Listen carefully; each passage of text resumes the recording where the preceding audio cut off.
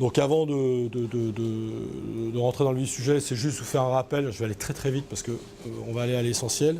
Donc les développements ont débuté en 2000. Aujourd'hui on a 4 gammes de produits, une gamme de produits sous-titrage, sous-titrage live sous reconnaissance vocale, vous avez dû voir le sous-titrage sur malentendance sur TF1, etc., opéré par des laboratoires divers et variés, etc. C'est une solution d'Insight. De l'habillage dynamique, flux RSS, gestionnaire de logos, donc tout ce qui a trait à l'habillage antenne. Et 2 parties en une qui est le Digital Asset Management et l'automation.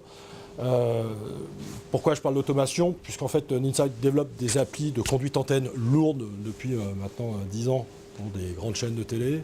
Et aujourd'hui, c'est le chemin tout trouvé pour dire on n'est pas une petite start-up qui a décidé d'inventer un logiciel pour Mac et de se lancer avec ça. Si on vient plutôt d'applications assez compliquées, donc avec une vraie approche métier et problématique client, et qui sait faire compliqué, sait faire simple en principe, enfin on espère. Et c'est fort de toute cette expérience qu'on avait auprès de nos clients de demande, et puis aussi un peu de nos clients, quelques-uns qui n'étaient pas frustrés, mais qui nous disaient « mais ton truc est trop gros, moi j'ai pas besoin de tout ça ».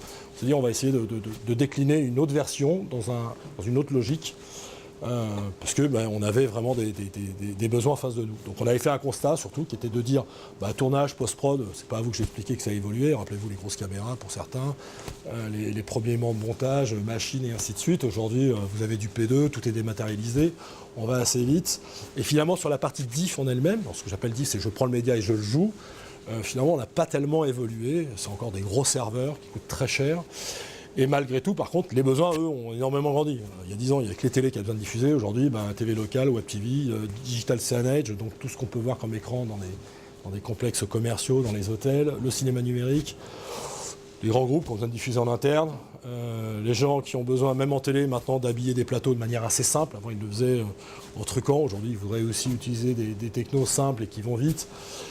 Les moyens mobiles, donc tout ce qui est car régie, où de plus en plus ils sont confrontés sur des lives à devoir jouer à peu près tout et n'importe quoi dans des temps records. Alors avant il y avait une cassette, maintenant les fichiers arrivent de toute nature et je mets dedans et j'ai pas le bon codec, j'ai pas le bon format.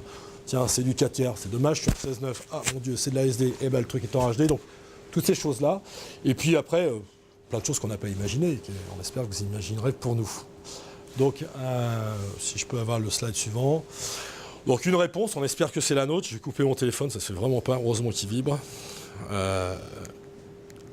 Une réponse, c'est BBTV qui a été créé pour répondre à ces nouveaux besoins. Voilà.